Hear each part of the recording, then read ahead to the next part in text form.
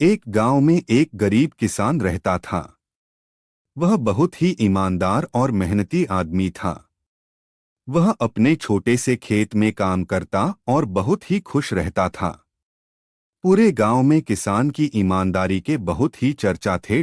उसका एक दोस्त था जो उस गांव के राजा के यहाँ सिपाही का काम करता था। वह किसान से उसके घर रोज मिलने जाता था। एक बार राजा ने अपने दरबार में एक ऐलान किया कि उसके बगीचे में काम करने वाला एक अच्छा सा कारीगर चाहिए जो उसके बगीचे के पेड़ पौधों और फूलों का ध्यान रख सके।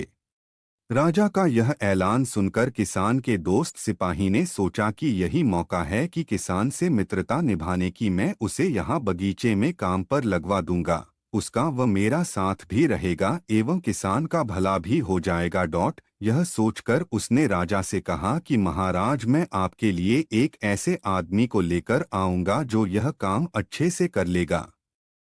राजा और सभी सदस्य ने उस सिपाही को आदेश दिया कि जाओ, कल से ही बगीचे में काम करने के लिए कह दो।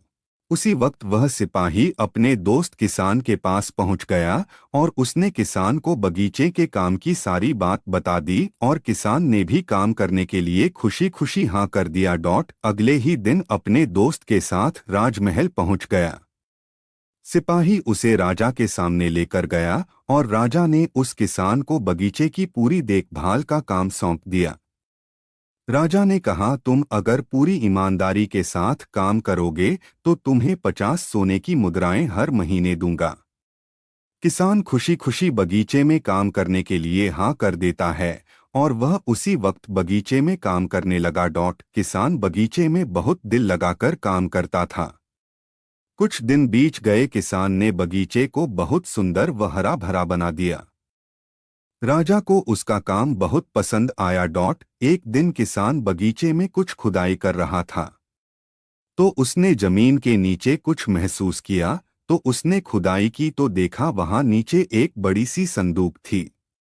किसान ने वह संदूक बाहर निकाला और खोला तो क्या देखा, वह सोने और चांदी से भरी हुई थी। यह देखकर किसान बहुत खुश हुआ और अपनी ईमानदारी दिखाते हुए राजा के पास पहुंचा। राजा किसान की ईमानदारी देखकर बहुत खुश हुआ और उसके साथ वहां गया जहां किसान ने खजाना निकाला था। राजा ने देखा तो कहा, यह खजाना तो हमारे पुरखों का है, हम कई वर्षों से इसे खोज रहे थे। खजाना देख राजा बहुत ही खुश हो जाता है। राजा अगले दिन किसान को पूछता है, तुम्हें क्या इनाम चाहिए?